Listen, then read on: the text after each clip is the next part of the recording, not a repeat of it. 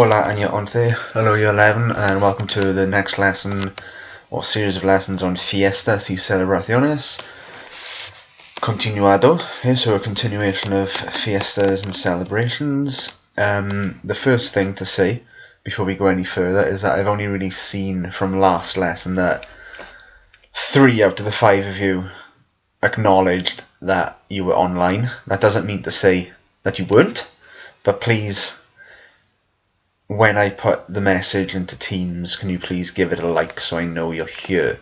That being said, before we begin with anything today, can you please ensure you've completed all of the work on fiestas y celebraciones from last week? The link is here, but it's the first lesson which is on the Moodle page.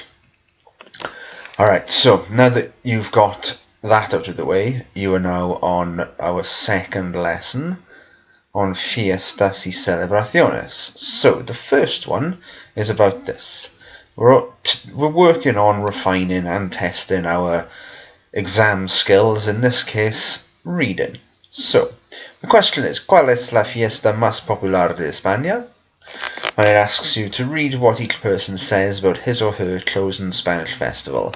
Identify the following information about each festival mentioned. So it's very similar to what you did online last week. I asked you to go off and research a list of 9 fiestas, I think it was.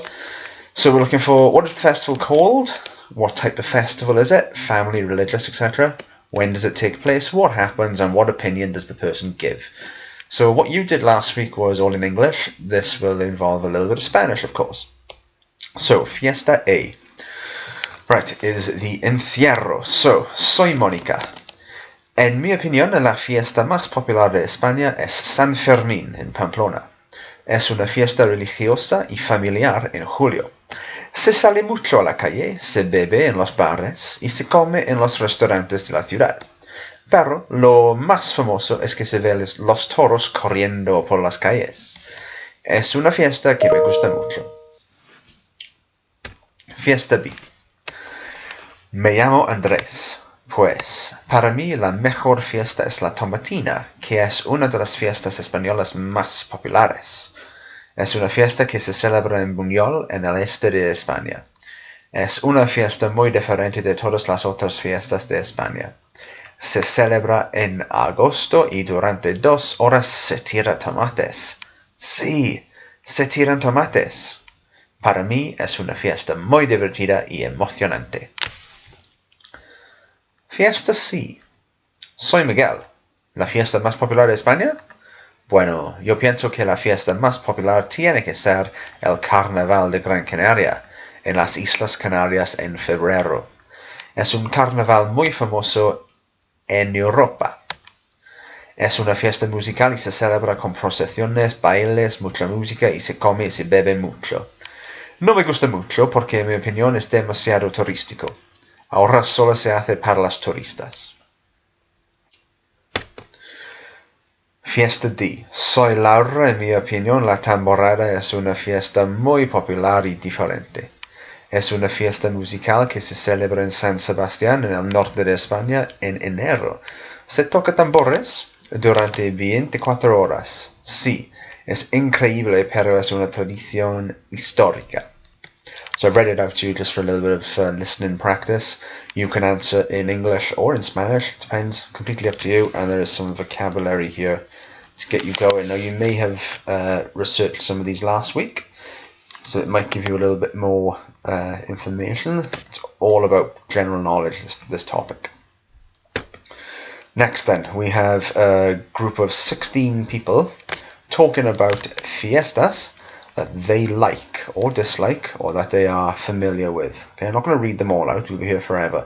But the first thing for you to do is to busca el español. So we're looking for these statements right here from these texts.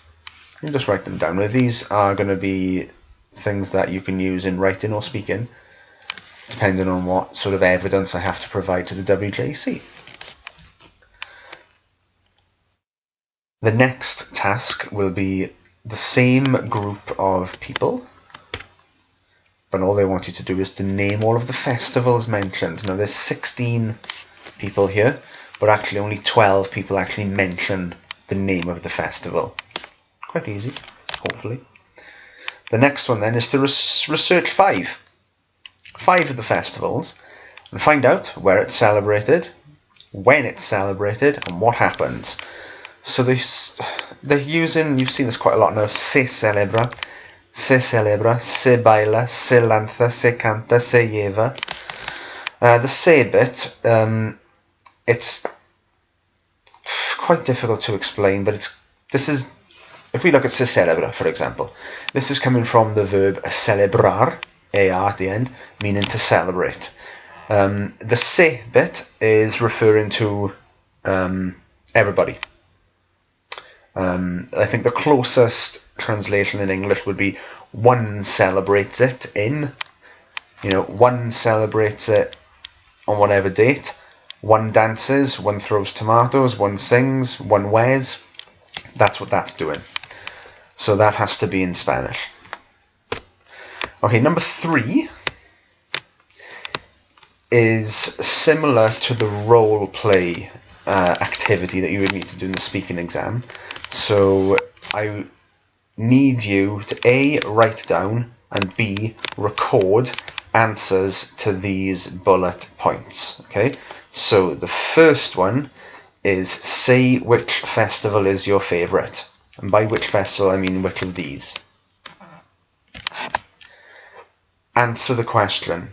This is a problem because ordinarily, if things were happening the way they should, you wouldn't know the question at the moment, but I'm going to have to tell you. The question is simply, ¿por qué? Alright, so now that you know that number 2, answer the question, which is ¿por qué?, it means that you don't need to go nuts with bullet point number 1. Say which festival is your favourite. Because my next question, ¿por qué? I'll then need you to say which festival you went to last year. Past tense. You then need to ask me what my favourite festival is. So I'm looking here at how you construct a question.